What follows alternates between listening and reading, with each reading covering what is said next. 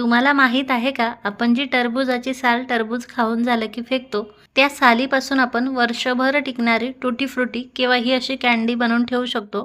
तेही अगदी कमी साहित्यात आणि खूप कमी वेळात एकदम साध्या सोप्या पद्धतीने. आणि घरी टुटी फ्रुटी बनवण्याचे फायदे म्हणजे आपण आपल्याला पाहिजे तितक्या रंगामध्ये टुटी फ्रुटी बनवू शकतो. तेही एकदम सॉफ्ट आणि टेस्टी. लहान मुलांना तर ही टुटी फ्रुटी किंवा कँडी खूप आवडते बरं. त्यामुळे तुम्ही टरबूजाची साल फेकण्याऐवजी अशी वर्षभर टिकणारी टुटी फ्रुटी घरात बनवून ठेवू शकता आणि पाहिजे तेव्हा मुलांना चॉकलेट वगैरे देण्यापेक्षा ही टुटी फ्रुटी खायला देऊ शकता. मुलं खूप आवडीने खातात. तर लगेच आपण रेसिपी पाहूया. त्या अगोदर एक छोटीशी विनंती आहे, रेसिपी पूर्ण बघा आणि व्हिडिओ जर आवडला तर प्लीज व्हिडिओला लाईक आणि शेअर करा. लगेच ही टुटी फ्रुटी कशी बनवायची हे आपण पाहूयात. तर टुटी फ्रुटी आपण टरबूजाच्या सालीपासून बनवतोय, त्यामुळे टरबूज खाऊन झालं की ही साल आपल्याला जपून ठेवायची आहे. आणि हा जो आता हिरव्या रंगाचा पार्ट आहे ना, तो आपल्याला काढून घ्यायचा आहे. चाकूने किंवा पिलरने तुम्ही हे काढून घेऊ शकता. टरबूजाच्या सालीचा मी हिरवा पार्ट काढून घेतलेला आहे. आता आपल्याला याचे तुकडे करायचे आहे. तुम्ही याचे टुटी फ्रुटीच्या आकाराचे तुकडे करू शकता किंवा याला असं लांब लांब कट करू शकता कँडीच्या आकारात. म्हणजे आपण याला नंतर टुटी फ्रुटीच्या आकारात देखील कट करून घेऊ शकतो आपल्याला पाहिजे तेव्हा. तसेच आपल्याला टरबूजाच्या सालीचा रेडवाला पार्ट देखील पूर्णपणे काढायचा आहे बरं. अशा प्रकारे सगळे टरबूजाचे साल मी असे कट करून घेतलेले आहे. ह्यात आपल्याला स्वच्छ धुवून घ्यायचे आहे. तन्वी देखील मदत करू लागते मला. आता हे जे खराब पाणी आहे ना, ते आपल्याला काढून घ्यायचं आहे. आणि आता लगेचच ह्या फोडी आपल्याला शिजवून घ्यायच्या आहे. त्यासाठी आम्ही गॅसवरती ठेवले आणि यात आता भरपूर पाणी घालायचं आहे आपल्याला. आणि हे आता ट्रान्सपरंट होईपर्यंत शिजवून घ्यायचे आहे. जास्त ओव्हर कुक करायचं नाही बरं, कारण हे आपल्याला पुढे पाकात देखील शिजवून घ्यायचे आहे.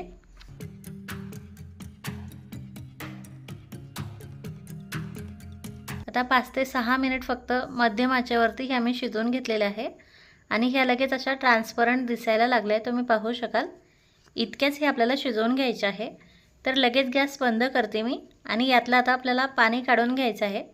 त्यामुळे हे मी आता चाळणीमध्ये ओतून घेतलेले आहे.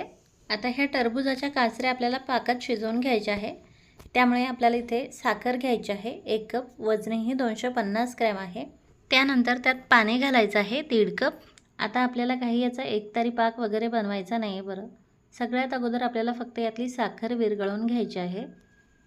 साखर अशी विरघळली की लगेच आपल्याला शिजवलेल्या टरबूजाच्या काचऱ्या यात घालायच्या आहे. ह्या काचऱ्या आपल्या जवळपास 50 ते 60% शिजलेल्या आहे. ह्यात आपल्याला पाकात 100% शिजवून घ्यायचे आहे. म्हणजे पाकातला गोडवा या काचऱ्यात आतपर्यंत जाईल आणि ह्या छान गोड लागतील खायला. ह्या काचऱ्या आता 100% शिजायला जवळपास 10 ते 15 मिनिट लागतात बरं. आता तुम्ही पाहू शकाल यातला पाकही कमी झालेला आहे आणि ह्या काचऱ्या अजूनच सॉफ्ट झालेल्या आहे. आता हे व्यवस्थित शिजलं आहे की नाही कसं चेक करायचं, तर अगदी चमच्याने जरी तोडलं ना, अगदी सहज तुकडा पडतो याचा. म्हणजे हे व्यवस्थित शिजलेलं आहे. आता लगेच गॅस बंद करायचा आहे आणि ह्या थोड्याशा थंड झाल्या की आपल्याला जेवढ्या कलरची ही कँडी बनवायची आहे ना, तेवढ्या वाट्यामध्ये हे काढून घ्यायचे आहे. आणि आपल्याला आवडतील ते रंग यात घालायचे आहे. मी पिवळा कलर घातलेला आहे. त्यानंतर हा गुलाबी कलर घालते आहे. त्यानंतर फेंट हिरवा कलर घालते आहे आणि निळा कलर देखील घालते आहे. तुम्ही तुमच्या आवडीनुसार यात कलर घालू शकता.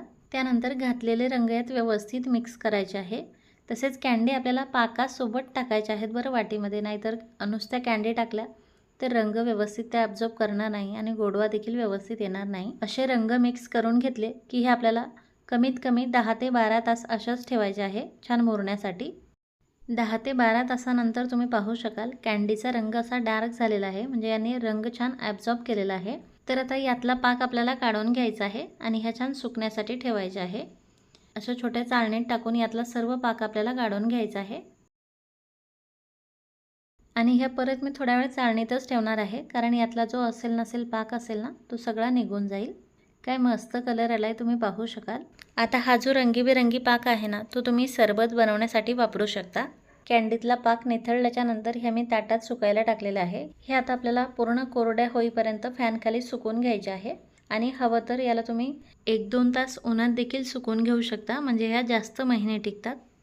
कँडी आता आपल्या पूर्णपणे सुकलेल्या आहे, कोरड्या झालेल्या आहे आणि खूपच टेस्टी देखील झालेल्या आहेत बरं.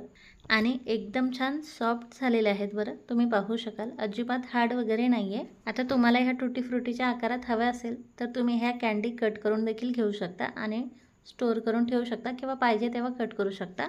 मी ह्या थोड्या वेळ उन्हात देखील सुकवून घेतलेलं आहे, म्हणजे एकदम ड्राय झालेलं आहे. तुम्हाला जर ह्या थोड्याशा ओलसर हव्या असतील तर तुम्ही फक्त फॅन खाली सुकवून घेऊ शकता आणि हे आता तुम्ही डब्यात भरून फ्रीजमध्ये वर्षभर स्टोअर करून ठेवू शकता. पण शिल्लक राहिल्या तर बरं का, कारण लहान मुलं तेवढे दिवस हे टिकूच देत नाही. त्या रेसिपी नक्की ट्राय करा आणि व्हिडिओ जर आवडला असेल तर प्लीज व्हिडिओला लाईक आणि शेअर करा. पुन्हा भेटूयात पुढच्या रेसिपीमध्ये. Bye bye.